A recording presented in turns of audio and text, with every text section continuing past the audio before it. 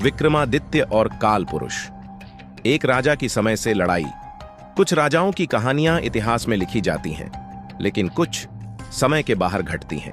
ये कहानी है सम्राट विक्रमादित्य की, लेकिन वो विक्रम नहीं जिसे आप बेताल के किस्सों में जानते हैं, बल्कि एक ऐसे विक्रमादित्य की जिसने एक बार समय को चुनौती दे दी थी।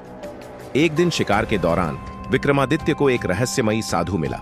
साधु ने कहा, राजन, आप समय के राजा हैं, लेकिन क्या आप समय को समझते हैं? राजा मुस्कुराए, समय मेरा सेवक है, मैं उसकी चाल को तय करता हूं। साधु ने सिर्फ इतना कहा, तो आओ एक गुफा में चलो और अपने ही भविष्य से मिलो। वो गुफा साधारण नहीं थी। जैसे ही वे भीतर गए, पूरी दुनिया बदल गई। पेड़ सोने जैसे चमकने लगे, आकाश लाल हो गया और गुफा के भीतर एक सिंहासन पर बैठा था काल पुरुष। उसके बाल सफेद थे, आंखें काली, और वो सीधा विक्रम को देख रहा था।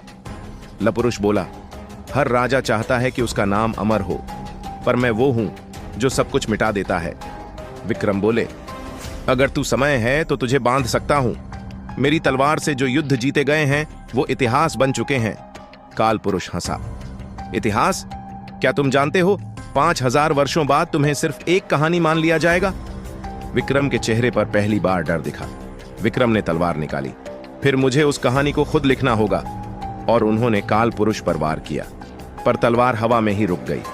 काल पुरुष गायब हो गया और उसकी आवाज गूंजने लगी, तुम समय से नहीं जीत सकते विक्रम, पर तुम वो बन चुके हो जिसे समय भी भुला नहीं पाया।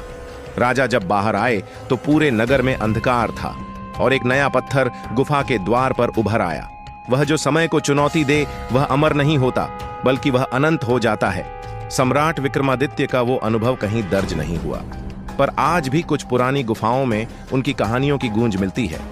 क्या आपने कभी ऐसी किसी गुफा में कदम रखा है? ऐसी ही रोचक किस्से कहानियों के लिए सब्सक्राइब करें।